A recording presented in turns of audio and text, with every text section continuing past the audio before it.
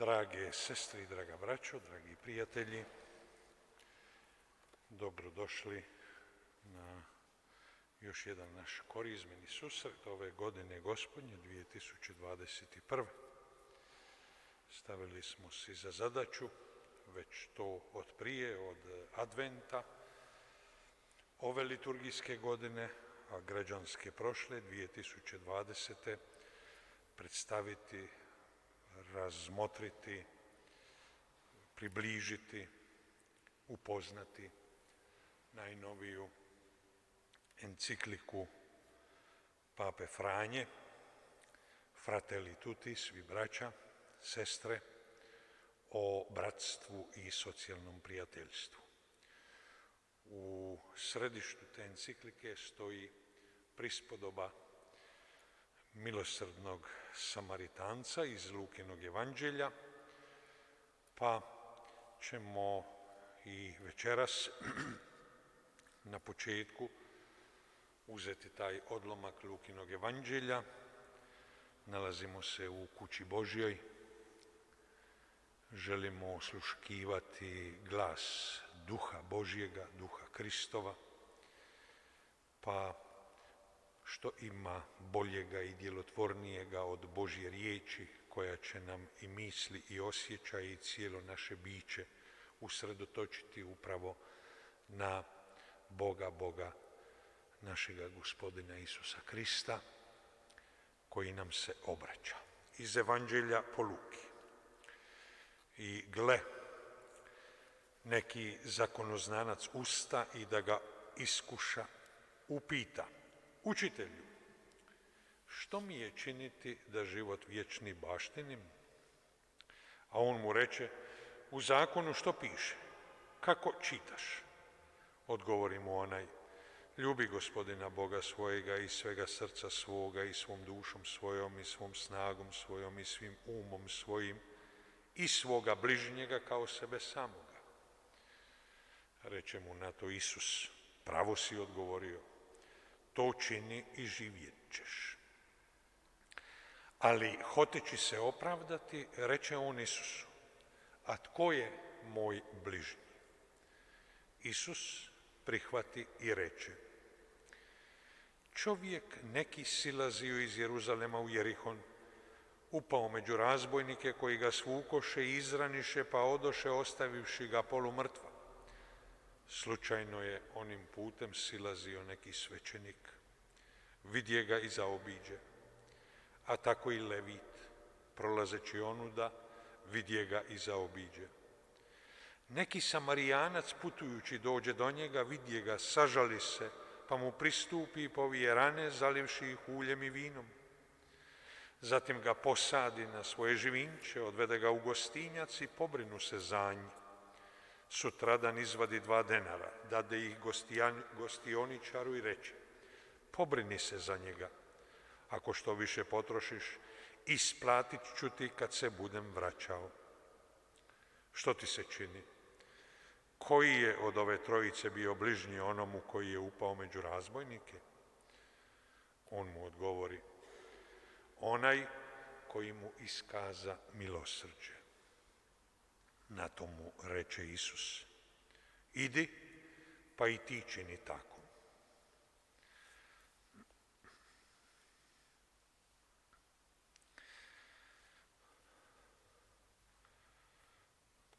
Evo ova prispodoba o milosrdnom Samaritancu, što god je više i češće čitamo, slušamo, to nam omogućava da dublje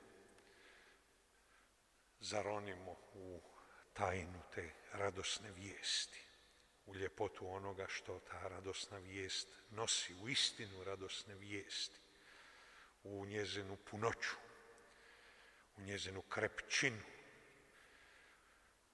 a to je da Bog nije donio nama neku teoriju, nekakav skup apstraktnih istina, nekakvu neshvatljivu riječ, nego vidimo da zapravo nam Bog donosi nešto sasvim konkretno, nešto sasvim životno. I to ono nešto što svakom treba. svakom ljudskom biću treba, svakom stvoru ljudskome na ovom licu zemlje treba. A to je ta Božja blagonaklonost, milosrđe, nježnost, brižnost, pažnja, zauzetost. Evo, to je stavio u središte taj evanđeoski odlomak i Papa Franjo, htijući da se zapravo ta njegova misao u enciklici Svi braća i sestre, dodajemo, enciklika o bratstvu i sestrinstvu, dodajemo, i socijalnom prijateljstvu, na neki način da to bude stožac oko kojega će se vrtjeti sve ono što on progovara. Mi smo do sad prešli 5 poglavlja i očekuje nas večeras 6. poglavlje ove enciklike koje nosi naslov Dijalog i socijalno prijateljstvo. To jest, kako se približiti jedni drugima, kako očitovati osobne osjećaje i misli jedni drugima, kako slušati drugoga, kako gledati jedan drugoga, kako se međusobno upoznavati, razumijeti jedni druge, kako pronaći zajednički jezik, sporazumjeti se. Evo, kaže Franjo, sve to uključuje riječ dijalog po njemu. Mi ćemo, kaže Franjo, prevaliti put od ovog dijaloga. Čuli smo što je sve u njega uključeno da bismo stvorili jednu novu kulturu. On kaže da neki bježe od stvarnosti u svoj mali zatvoreni svijet, svijet lažne sigurnosti, a drugi na stvarnost nasrću razarajućim silama. Dakle, s jedne strane između ove egoističke ravnodušnosti, zatvorenosti, i s druge strane nasilnoga prosvjeda, razornoga prema stvarnosti, kaže on, postoji jedna treća opcija, a to je opcija dijaloga. Na početku priziva takozvani međugeneracijski ili unutarnarodni dijalog koji zapravo omogućava davanje i primanje u otvorenosti istini. Zemlja doživljava kulturni procvat upravo u dijalogu različitih kulturnih bogatstava, u dijalogu narodne kulture, sveučilišne kulture, kulture mladih, umjetničke kulture, tehnološke, gospodarske, obiteljske, medijske. Svi su uključeni i pozvani su uključiti se u taj dijalog. Prema Papi Franji, dijalog se često miješa sa žustrom i žučljivom razmjenom mišljenja na društvenim mrežama, primjerice. Ali zapravo on ih prepoznaje kao puke monologe, napunjene često agresivnim tonovima, i to samo zato da bi privukli pažnju drugih. Bučna medijska bujica riječi i mišljenja često je po njemu prepreka dijalogu, jer omogućava da svatko čvrsto drži svoja stajališta i čvrsto se drži svojih ideja. Opovrgavanje protivnika, sudjeljivanjem ponižavajućih epiteta, tamo prevladava nad otvorenim i smjernim dijalogom koji teži ka sintezi na dubljoj razini. Raspravama na društvenim mrežama dominiraju oni koji imaju veću moć, koji slijede vlastite interese i na taj način pridobivaju javno mnijenje na svoju stranu. Posrijedi je, kaže Franjo, manipulativna moć političkog, ekonomskog, medijskog, a nerijetko i vjerskog karaktera. Nedostatak dijaloga vuče za sobom gubitak brige za zajedničkim dobrom. Sve je tu podređeno privatnim interesima i povećanju ili osvajanju moći. razgovori se u takvom ozračju svode na puke pregovore kako bi se podijelio plijen moći i interesa. Nasuprot tome, Franjo ističe heroje budućnosti, a to će biti osobe koje će umjeti razbiti tu morbidnu logiku moći i interesa, te se okrenuti traženju istine, neovisno od osobnih interesa i probitaka. Pretpostavka za autentični društveni dijalog je sposobnost poštivanja tuđega stajališta s prihvaćanjem njegova prava na osobna uvjerenja pa i interese, polazeći dakako od svog identiteta i iskustva. Drugi može dati vlastiti doprinos, tako da javna rasprava postane još plodnijom, bogatijom. Nije upitno, ističe Franjo, da pojedinci koji se dosljedno drže svojih razmišljanja, stavova i uvjerenja doprinose društvu. Međutim, to se stvarno događa samo ako je posrijedi dijalog i otvorenost prema drugima. Samo pomoću istinskog duha dijaloga jača sposobnost razumijevanja drugih, njihovih iskustava i mišljenja, makar se to ne moglo prihvatiti što oni misle. Tako se postiže zapravo iskrenost u međuljudskoj komunikaciji. Nastavljamo razgovarati s drugima usprkos razlikama. Ako javni prostor omogućava svima da imaju riječ, a s nekima se manipulira ili se čak skrivaju informacije, to je onda poticaj da doista prepoznamo kao dijalog, kao jedini ispravan način da zajedno dođemo do istine.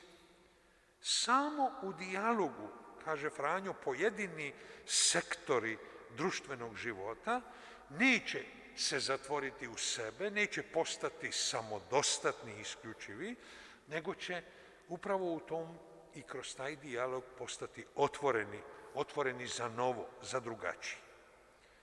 Danas postoji uvjerenje da neovisno od znanstvenih dostignuća treba komunikacija među različitim znanostima.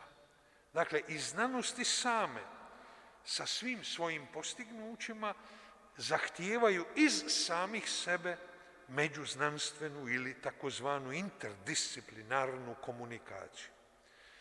Stvarnost je uvijek jedno, a kako do stvarnosti dolazimo može biti i stvarno jest različito. U tom smislu nipošto se ne smije podcijeniti opasnost da će, na primjer, u budućnosti upravo znanstveni napredak sa znanstvenim objašnjenjima imati jedinu riječ u razumijevanju određenih aspekata života, društva i svijeta. Ovdje kao da sluša naše hrvatske rasprave, pa kad se veliki svećenici i pismoznanci znanosti nađu i kažu mi hoćemo to utemeljiti na znanstveno dokazanim činjenicama. Evo, vi ste ovdje pametni ljudi, recite mi što znači spolno odgajati mladu djecu na znanstveno dokazanim činjenicama. Naticati kondom na bananu. Je li to spolni odgoj?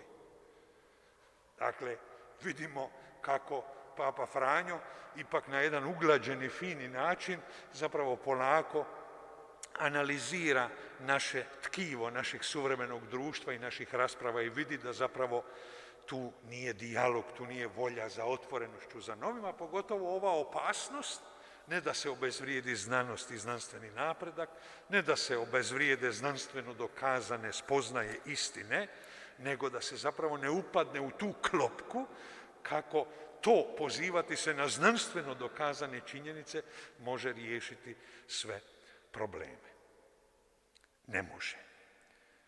Dakle, i znanost se treba otvoriti drugim pristupima i drugačijim pristupima. Na primjer, etičkom pristupu. Na primjer, duhovnom pristupu. Na primjer, odgojnom pristupu. I znanstveno dokazane činjenice ne mogu odmijeniti etiku, pedagogiju, dijalog. Evo, potrebno je i njima da budu otvorene cjelovitom pristupu stvarnosti, a ne da sebe stave na mjesto te cjelovitosti. U globalnom svijetu, ističe Franjo, posebnu ulogu imaju mediji, koji nam omogućavaju da se osjetimo bliže jedni drugima, stvaraju osjećaj jedinstva ljudske obitelji koji potiče na solidarnost i zauzimanje za život dostojan čovjeka. U tom smislu, kaže Franjo, mediji su od velike pomoći. I na tom medijskom prostoru posebno mjesto zauzima internet koji učinkovito i stvarno stvara zajedništvo, solidarnost. Međutim, kaže Franjo, valja nam se ozbiljno zamisliti nad činjenicom jesu li današnje medijske komunikacije istinska sredstva do velikodušnog susreta, do blizine s najmanjima i najugroženijima i do iskrenog dijaloga i zajedničkog traženja istine, do zauzimanja za zajedničko dobro. Ovo ostaje kao otvoreno pitanje. Zapravo ih usmjerava u tom smjeru. U nastavku ovoga poglavlja Papa Franjo ističe da danas relativizam i relativističke tendencije nisu rješenje. Događa se da se pod velom tolerancije tumačenje moralnih vrijednosti prepušta moćnima i to prema zahtjevima trenutka. Kaže Franjo, ako ne postoji objektivna istina, ako ne postoje postojana i trajna načela, nego postoji samo potreba za zadovoljenjem naših trenutnih osobnih želja i potreba, tada svi politički napori i svi pravni propisi neće ništa riješiti. Kada se kultura iskvari i ne priznaje više nikakvu objektivnu istinu, tada i pravni propisi dobivaju okus samovolje većine i vještog zaobilaženja onog bitnog. U tom smislu pita se Franjo je li moguće posvetiti veću pažnju istini i traženju istine koja odgovara dubljoj stvarnosti od ove površne, gdje se događaju naše želje i naše potrebe i hlepnja da ih zadovoljimo. Što uopće znači jedan zakon, pravni propis, bez osobnog uvjerenja kao cilja do kojega se dolazi razmišljanjem i mudrošću? Na primjer, da je svako ljudsko biće sveto i nepovredivo. Ako društvo želi budućnost, potrebno je da se okrene istini ljudskoga dostojanstva. Tada će se suzdržavati od ubojstva iz osobnog uvjerenja, a ne iz straha od pravnih sankcija. Dakle, poštivat će se život, zato jer se život ljubi, jer u svakom individualnom ljudskom životu se prepoznaje nepovredivo ljudsko dostojanstvo, a ne zato jer je hotimično ubojstvo kazneno djelo. Tu istinu, kaže Franjo, mi prepoznajemo golim razumom i dakako prihvaćamo je u savjesti. Promicanje traženja istine i prihvaćanje temeljnih istina društvo može učiniti samo plemenitim i uglednim.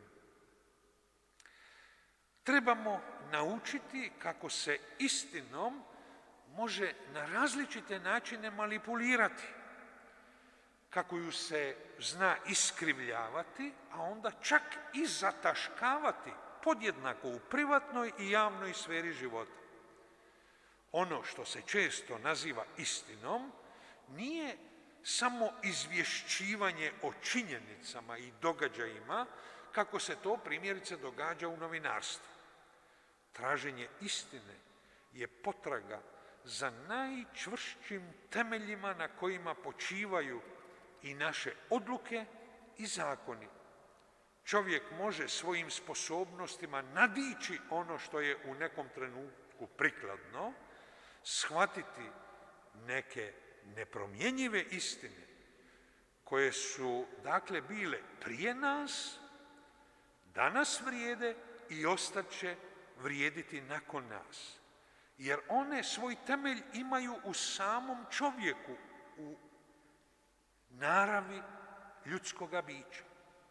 Zar se ne bi moglo dogoditi da trenutni moćnici uskrate temeljna ljudska prava nakon što ostvare primirje ovdje znači nakon što pacificiraju i ušutkaju prestrašeno i obamrlo pučanstvo?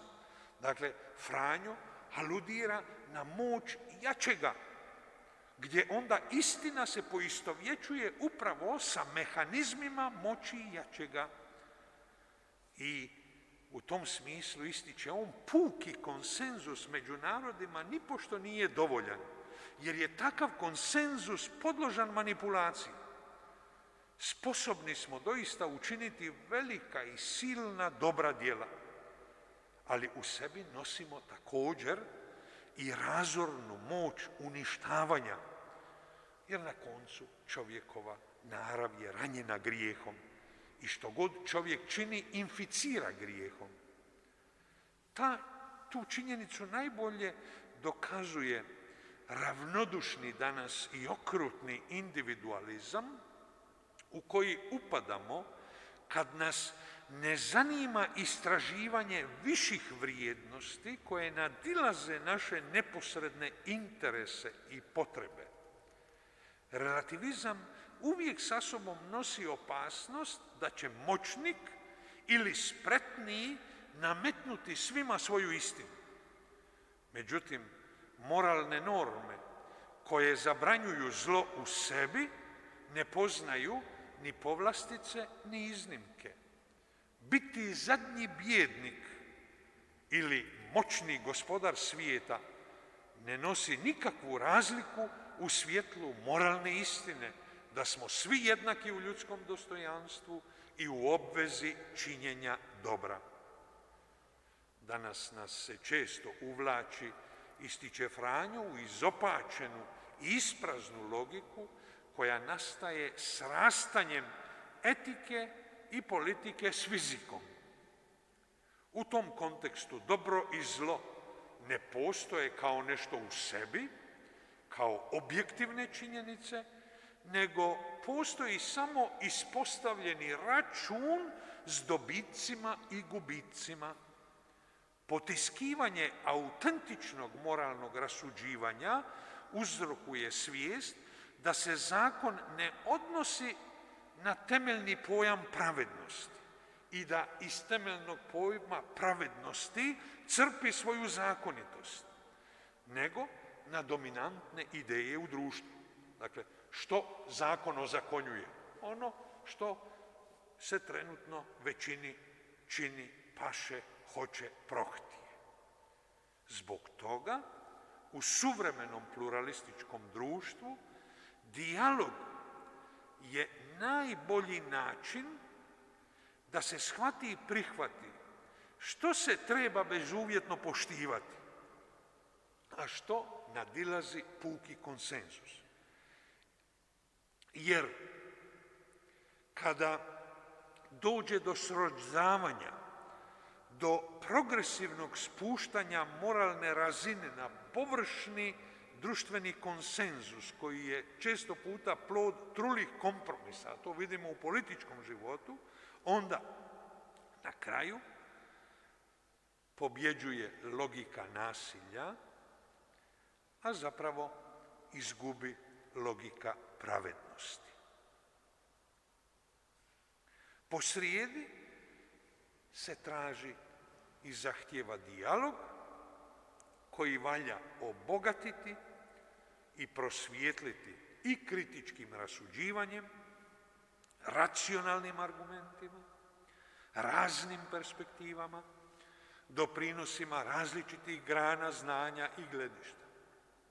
Takav dijalog ne isključuje stav da je moguće doći do temeljnih istina kojih se treba onda držati i poštivati ih.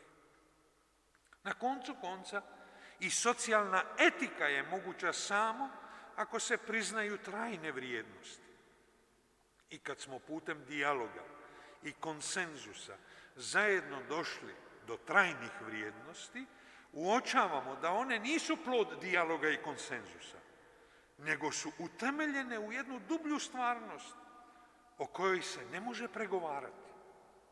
Naše se razumijevanje značenja takvih vrijednosti povećava, produbljuje, proširuje, te je zbog toga društveni konsenzus dinamička stvarnost, ali on ne može promijeniti intrinzičnu vrijednost i značenje temeljnih vrijednosti.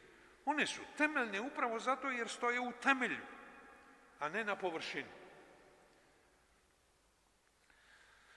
U nastavku Papa Franjo ističe da ono što je uvijek korisno za dobro funkcioniranje društva jest zato korisno što u temelju postoji neka neprolazna istina koja je dokučiva, spoznatljiva našem ljudskom razumu. U dubljoj stvarnosti čovjeka i društva postoje neke temeljne strukture koje odražavaju i podržavaju i razvoj čovjeka, i razvoj društva, i razvoj i opstanak čovjeka i opstanak društva. Odatle proizlazi određeni zahtjevi koji se mogu otkriti upravo putem zajedničkog dijaloga u društvu. Činjenica da neka pravila su nužna za skladno funkcioniranje društva predstavlja vanjski dokaz da su ona dobra u samima sebi. Zbog toga društvenu svrhovitost, konsenzus i stvarnost objektivne istine ne treba smatrati proturječnima, a to je najčešće danas slučaj. Dakle, ovu stvarnost objektivne istine se mora pošto poto eliminirati. Zašto? Upravo zato jer se drži da tamo kamo mi idemo kao društvo, a to je naš društveni napredak i pitanje stvaranja društvenog konsenzusa gotovo isključuju postojanje objektivne istine. On kaže sve ovo troje, i društvena svrhovitost, i konsenzus, i objektivna istina mogu se uskladiti kada su ljudi upravo otvoreni dijalogu, kada imaju hrabrosti do kraja shvatiti određenu stvarnost, ne do pola puta, nego do kraja, a to je do same istine. U svakoj situaciji, bez razlike, treba poštivati ljudsko dostojanstvo u drugome, a to nije zato što ljudsko dostojanstvo izmišljamo, nego zato što ima višu vrijednost od bilo koje materijalne stvarnosti. Činjenica da je svako ljudsko biće obdareno neotuđivim ljudskim dostojanstvom, istina je koja odgovara samom značenju biti čovjek. U svim povijesnim epohama i društvenim mijenama ljudsko dostojanstvo je nepovrediva vrijednost. Ne podliježe nikakvim društvenim okolnostima, odnosno u svim okolnostima zahtijeva bezuvjetno poštivanje i zaštitu. Čovjek samim svojim razumom proniče u stvarnost sebe samoga, te pomoću razmišljanja i dijaloga dolazi do moralnih zahtjeva koji nadilaze puko konsenzualno uvjerenje u društvu. Čak se i agnosticima može učiniti da je ljudsko dostojanstvo dostatno za definiciju trajne univerzalne valjanosti temeljnih etičkih načela za sprječavanje novih ljudskih katastrofa. A za vjernike vrijedi istina da je sam Bog stvorio čovjeka na svoju sliku i dao mu tako uzvišeno dostojanstvo. Usidrio je ljudsko dostojanstvo u sebi, u Bogu. Ovime se ne nameće nikakav, kaže Franjo, etički kreacionizam ili neki vjerski moralni sustav, nego se zapravo ističe samo univerzalni temelj moralnih načela iz kojih se izvode različite praktičke moralne norme. U tu svrhu dijalog je nezaobilazan, što više nužan. Dijalogom ne dolazimo do temeljnih načela, jer su ona dana i zadana samim postojanjem čovjeka, samim čovjekovim bitkom i njegovim nepovredivim ljudskim dostojanstvom. Ali dijalogom dolazimo do konkretnih normi ponašanja. Dijalogu stoga treba otvoriti prostor i omogućiti mu da djeluje kako bismo došli do željenih zajedničkih normi. U nastavku ovog poglavlja Papa Franjo poziva na kulturu susreta koja nadilazi dijalektiku suprotstavljanja ili sučeljavanja. Kultura susreta teži oblikovanju polijedra koji ima mnoštvo lica i mnoštvo strana, ali svi zajedno tvore jedinstvo bogato nijansama. Cijelina uvijek nadilazi dio, nadilazi također i ukupni zbroj svih svojih dijelova. Stoga ideja polijedra predstavlja društvo, ideju društva u kojem postoje razlike koje se međusobno nadopunjavaju, obogaćuju i uzajamno rasvjetljavaju. Iako se nekima čini da je to sumnjiv pristup ideje polijedra. Budući da se od svakoga može nešto naučiti, onda nikoga se ne smije proglasiti beskorisnim i suvišnim. To onda zahtijeva da u društveni dijalog uključimo i same periferije na kojima žive ljudi koji drugačije gledaju na stvari. Vide ono što je nevidljivo pogledima koji se nalazi u središtu društva. I u nastavku, kaže Franjo, riječ kultura znači nešto što je impregniralo narod. Kultura označava njegova najdublja uvjerenja, njegov način života.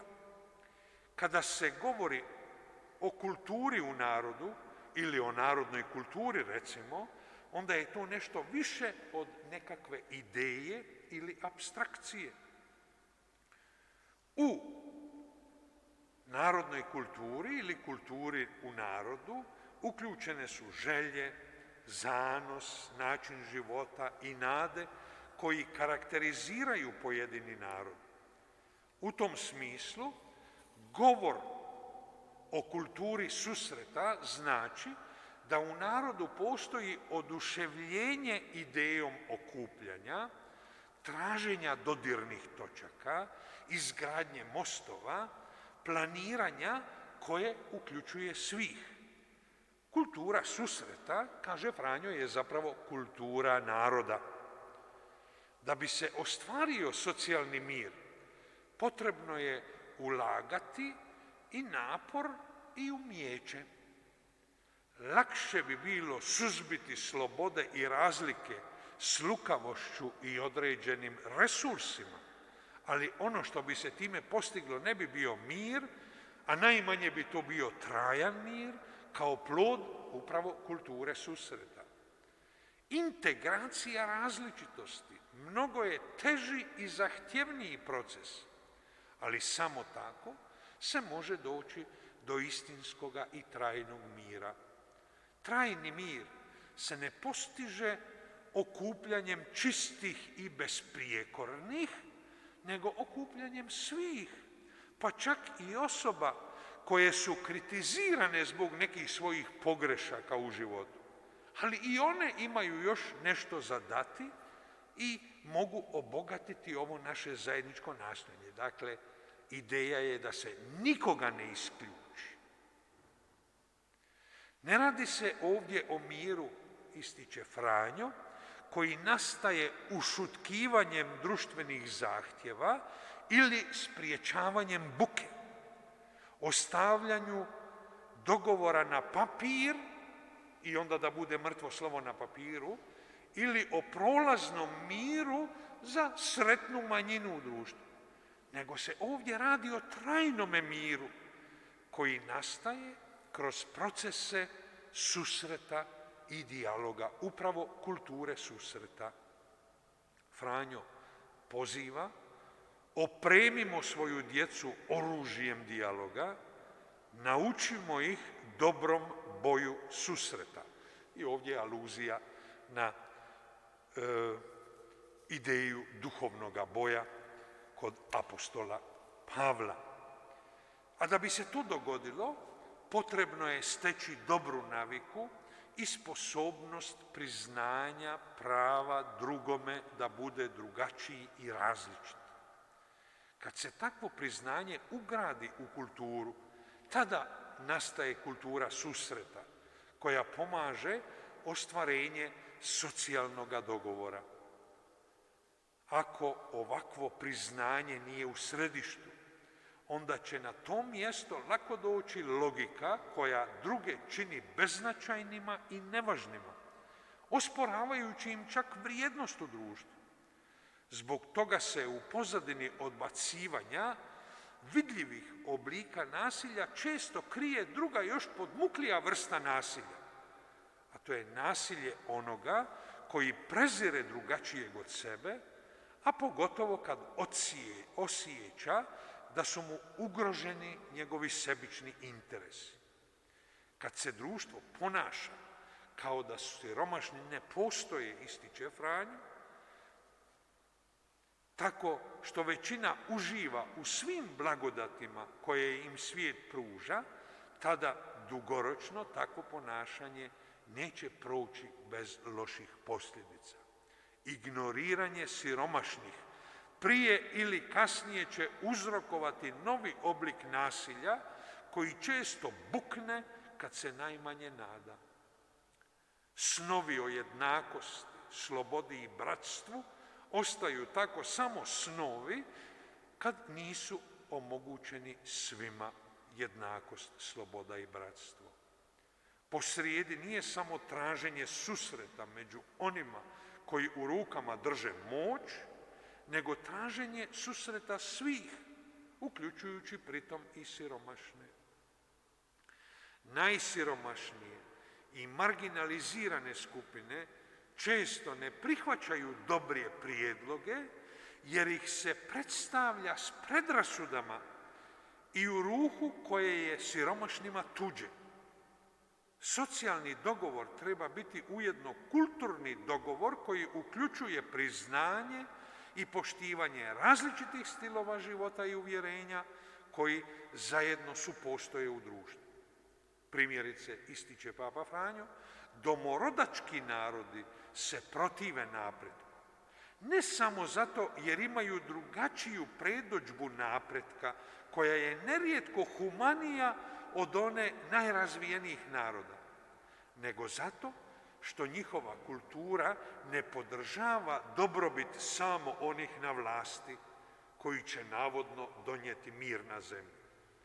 Netrpeljivost i prezir prema domorodačkim kulturama i narodima oblik je nasilja tipičan za okrutne moraliste koji žive kako bi druge osuđivali. Kulturni dogovor, ističe Franjo, pretpostavlja odricanje od monolitnog razumijevanja lokalnog identiteta i zahtijeva otvorenost i poštivanje različitosti.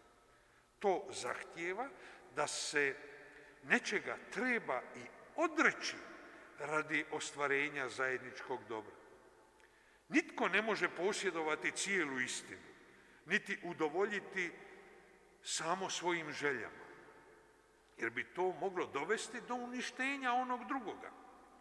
Zbog toga umjesto lažne tolerancije trebamo realizam dijaloga, realizam onih koji imaju jasna uvjerenja i stavove, ali istovremeno priznaju drugima pravo na poštivanje njihovih načela i stavova.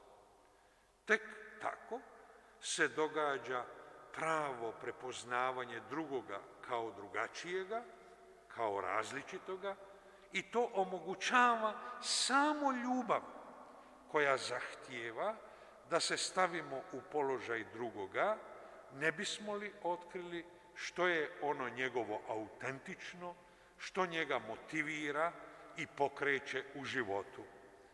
Evo ovdje zapravo jedan opis što znači prihvatiti drugoga ukoliko je drugačiji, ukoliko je različit. I na kraju ovog poglavlja Papa progovara da je potrebno ponovno otkriti vrijednost ljubaznosti i vratiti je u središtu našega društva. Nepravde u suvremenom društvu, kaže Franjo, imaju svoj uzrok i u konzumerističkom individualizmu, u sebičnom gledanju na stvarnost i na društvo. Nasuprot tome, on priziva ljubaznost, koja je već prisutna kod mnogih, i oni su, kaže Franjo, poput zvijezda koje sjaje u tami, oni koji su ljubazni, koji čine ljubaznost. Podsjeća nas kako apostol Pavao u poslanici Galačanima 5. glavi govori o plodovima duha, a među plodove duha ubraja krestotes. To je grčka riječ u značenju stanja čovjekova duha koji je nježan, utješan, susretljiv, spreman pomoći. Dakle, ljubazna osoba pomaže drugima da bi im život bio podnošljiviji, posebno kad su pogođeni teškim životnim teretima. Briga za bližnje, ljubazno ophođenje, lijepa riječ i gesta, pomoć u nošenju bremena jednih drugih, to znači ljubaznost u socijalnom ophođenju. Ljubaznost oslobađa od okrutnosti koja razara međuljudske odnose, ljubaznost liječi od tjeskobe pred drugima, koje se uvijek vidi kao prijetnja, ljubaznost liječi od rastresene užurbanosti koja nas čini slijepima za druge, za potrebe drugih i za pravo drugih na sreću.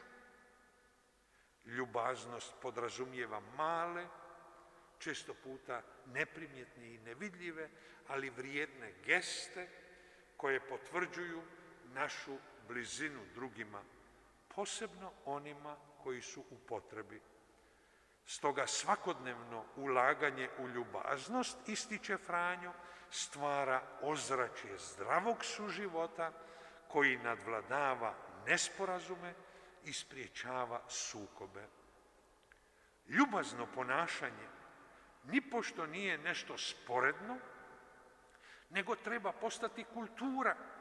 Upravo kultura ljubaznosti koja će se pretvoriti u ljubaznu kulturu, koja pomaže izmijeniti društvo nabolje, izmijeniti društvene odnose nabolje, izmijeniti načine života nabolje. Ljubaznost, ističe Franjo, je dobra pomoć na putu traženja konsenzusa. Ljubaznost otvara nove mogućnosti i nove putove upravo ondje gdje gorčina i osornost kidaju veze i ruše mostove. Evo, zato je potrebno u središte naših društvenih odnosa vratiti ljubaznost.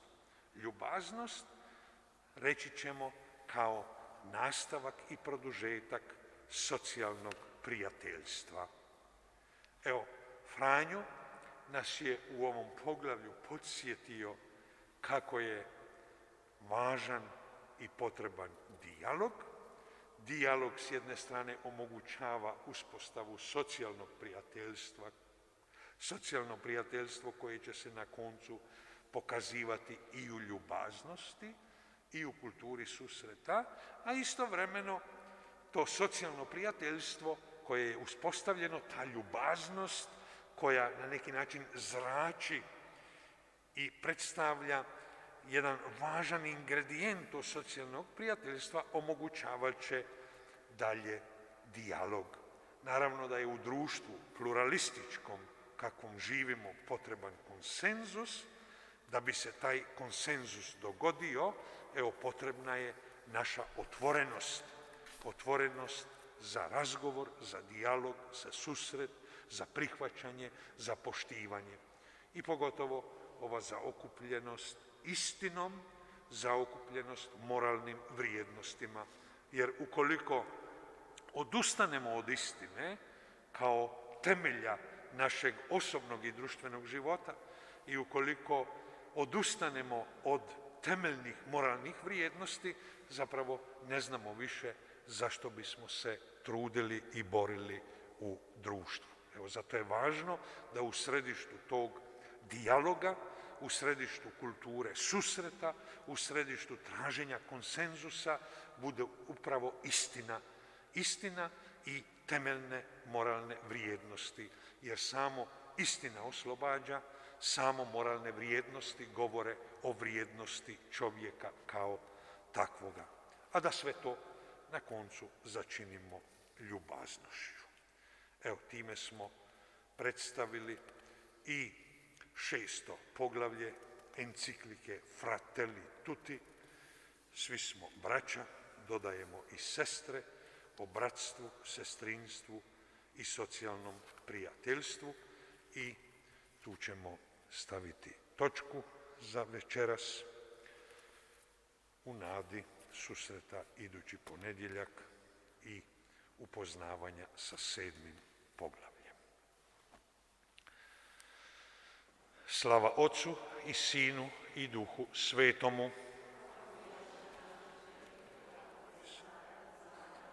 I u vijeke vjekova. Amen. Hvala vam za dolazak, za susret, za pažnju, laka vam noć i čuvajte sebe i svoje bližnje.